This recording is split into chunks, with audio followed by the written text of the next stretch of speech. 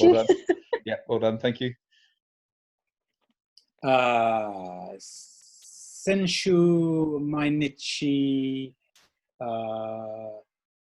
料理しました。 So just say the past tense of shimas. Oh, sorry. しません。 No, that's negative. So the past tense is. I don't know. Is it not します? So ikimasu is to go, I go, and then ikimashita is I went. So what would be the past tense of shimashita? Yeah. しました。 Shimashita. And the rest of it was しましたか。 Oh, so ga. Oh, ga. Sorry, ga. Was it next week? Sorry. Yes. 来週料理します。 Okay, nearly. So let me maybe the sentence was quite long, so let me just say it in English again so you remember. Last week I cooked every day, but next week please cook every day. が来週ソテー毎日毎日ソテ Saute? ー。Oh, Fried potatoes? An imperative for します。 shite. Oh, sorry, して。 Good. Okay, that's good. One more time.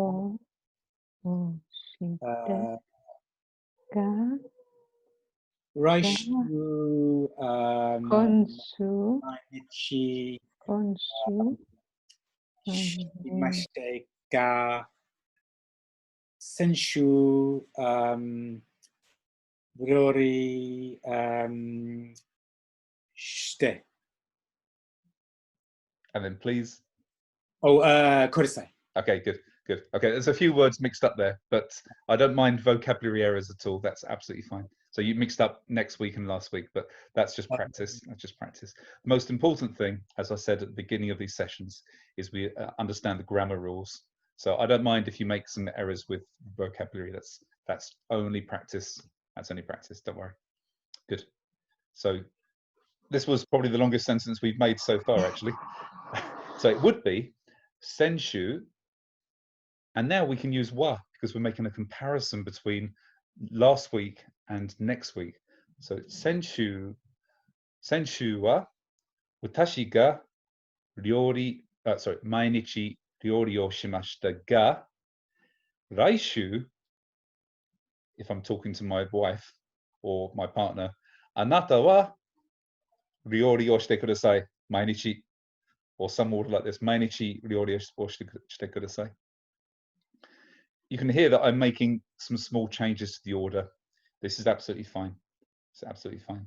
It's just important to remember how to use these verbs, how to transform the verbs. So in that one sentence, we made the past tense at the early part of the sentence and then turned it into a request at the end of the sentence by putting ga in there. Patrick. Could you also use shimasen ka? Yeah, absolutely. You can, you can exactly turn the imperative, the te, into a question with the negative as an invitation. Yes, so you would say, actually, Patrick, why don't you have a go at doing that last sentence? I cooked every day last week, so won't you cook next week every day? 先週毎日私がお料理をしましたが、来週毎日あなたがお料理をしませんか? Perfect. Yeah, exactly this. Perfect. Yeah, that's an amazingly long sentence, wasn't it? Good. I think we need to write it down because I've lost track of all the words. Yeah, that's okay. So I'm going to probably put together some slides and maybe a short video to summarize this. So Amanda, next then. So do you, if you're saying senshu wa, do you then you have to have the ga on? Do you have to? Did you say senshu wa at one point because you're making a distinct? And then do you need raishu ga, or do you just Yeah. no more wa? Do you So- need both, or is that overkill? So yeah, this is a good question. So this is a problem of our own language now. So let me ask you a question of your own language. If you say last week I, but next week you, now what is the subject of this? What are the subjects of this sentence? Is it the week or is it the person? Let me It's the person. unmute. I'd say it was the Guys, person. can you all unmute yourselves a second, please? Because we're now into closing discussions. Yes, yeah, I think it's the person, because the week is supplementary information rather than the subject. yes, quite. So I think that you wouldn't put any particle after senshu or Okay. laishu, and instead you could say watashi wa anata wa. Okay. So did I? So it's so it would be anata wa, not anata ga. Yes, correct, anata wa. Okay. Did I misunderstand you about senshu wa then? No, I think it would be better to not put wa Right. after But senshu. did I just pick that up, or was that said, or? No, me too. I hear it too. Yeah. So let me start. Let me give you a different example, guys. So this particular example we're using is difficult because we've got two varied things: the week and the person. But if we were talking about one object, but say 2 different weeks, for example, we're talking about this mobile phone. Last week, this phone was white, but this week it's black. I would say, Senshu wa kore ga kurokata. It was black. Desu ga konshu, this week, konshu wa shiroi desu. So, but here I've got one common object, whereas in that previous sentence we had 2 variables. This is why that particular sentence was quite difficult. Okay, but that's the week's still not the subject. It's just that you're trying to make a distinction between last week and this week, and the only thing that's changed is the week. Exactly. Because the week has changed, not because the week's the subject. Yeah, exactly. Okay. So in fact, this is the object in that sentence. The phone is the object. Yeah. The distinction, the subject of the conversation, the topic, the thing you're trying to draw the attention to is last week is different to this week. Yeah. Sometimes these questions about when to use wa and ga, as I said, becomes problems of how you perceive the question in your own language. You really have to ask yourself, well, what am I actually trying to ask here to be completely clear about your selection of tenses? Sorry, your selection of particles. So because you're using wa in that sentence because you're trying to emphasize the change of time. Yes. And then the other one, it's the change of person that's the important thing. Quite. So that's exactly. where the wa goes. Yeah. Okay. It could have been last week or it could have been yesterday.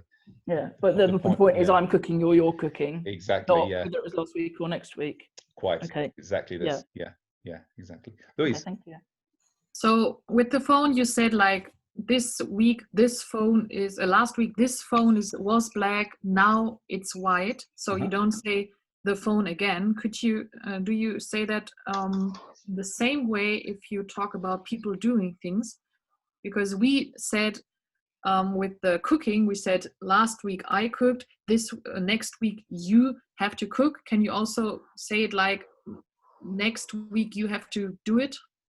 Yeah, you don't have to say cooking, and you don't have to say you. You can just say, for example, I'll say it really slowly so everybody understands.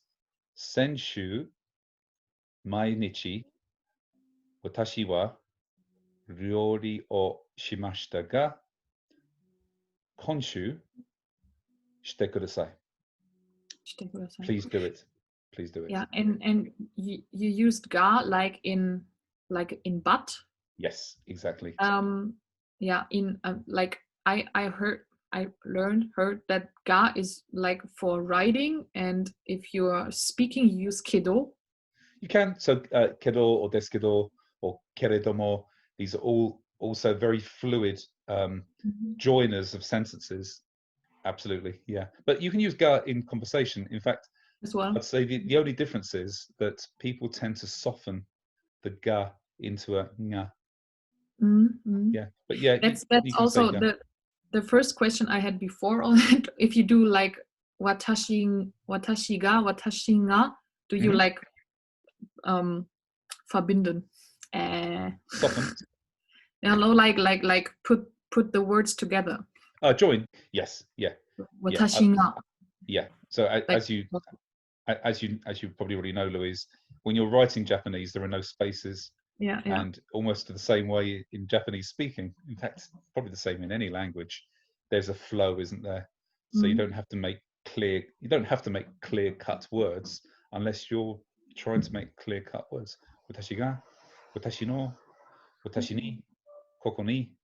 These are distinct words, aren't they? Koko ni, here, come here. Koko ni kite kudasai. Koko ni kite kudasai. Koko ni kite kudasai. Naturally, it joins together. Yeah. Okay. So guys, I want to just summarize what we've done today, if you don't have any more questions. So we have done, we looked at the different groups of verbs, and that there are basically three. The smallest number of groups is 3. The highest number of groups is 9. But we're going to learn them as 3 because the method of changing, the method of transformation, is the same in group 1. It's just that the details change. One question. Sure. The shimas, the verb. Yes. How was the te form? Shimasta. So we just simply take off the mas and put te. Shite. Yeah. Shite. Okay. Actually, this is the last bit of instruction I want to give, actually. We have to be a little bit careful about how we give emphasis to the hardness of the consonant. So there's a difference in Japanese between shite and shite. So the word to do, shimasu, the te form is shite. So it's quite a soft t. It's shite. And it's almost an inaudible e in shi. It's not shite, it's shite.